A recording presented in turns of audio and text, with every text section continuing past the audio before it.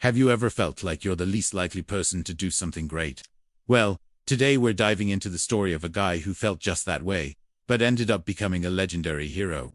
His name was Gideon, and his story is straight out of the book of Judges. Picture this: the people of Israel are in big trouble. For 7 years, they've been terrorized by the Midianites, who swoop in like a plague of locusts and steal all their crops. The Israelites are so scared, they're hiding in caves and mountains. They cry out to God for help, and that's where our hero, Gideon, enters the scene. But here's the thing: when an angel of the Lord finds Gideon, he's not exactly training for battle. He's secretly threshing wheat in a winepress to hide it from the Midianites. The angel greets him, "The Lord is with you, mighty warrior." Gideon's reaction is basically, "Who, me? Mighty warrior? If God is with us, why is all this bad stuff happening? And by the way, my clan is the weakest, and I'm the least in my family."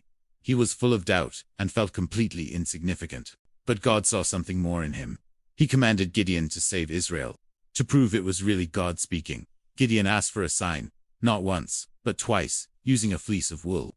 First, he asked for the fleece to be wet with dew while the ground stayed dry, and it happened.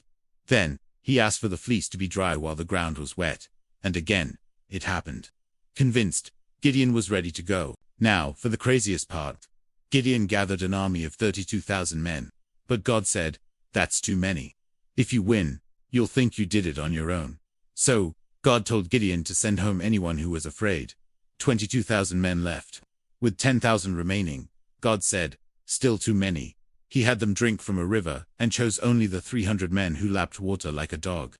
300 men against an entire army. That night, Gideon's tiny army surrounded the Midianite camp. On his signal, they blew their trumpets, smashed their jars, and held up their torches, shouting, "A sword for the Lord and for Gideon." The Midianites were thrown into total chaos. In their confusion, they started fighting each other and fled in terror. Gideon and his 300 men won a massive victory without even lifting a sword in combat. Gideon's story is an incredible reminder that God doesn't call the equipped, He equips the called. It's not about our strength, but His. Even when we feel small or scared, we can be used for amazing things. Thanks for watching. If you enjoyed this story, don't forget to like, subscribe, and hit that notification bell for more. See you next time.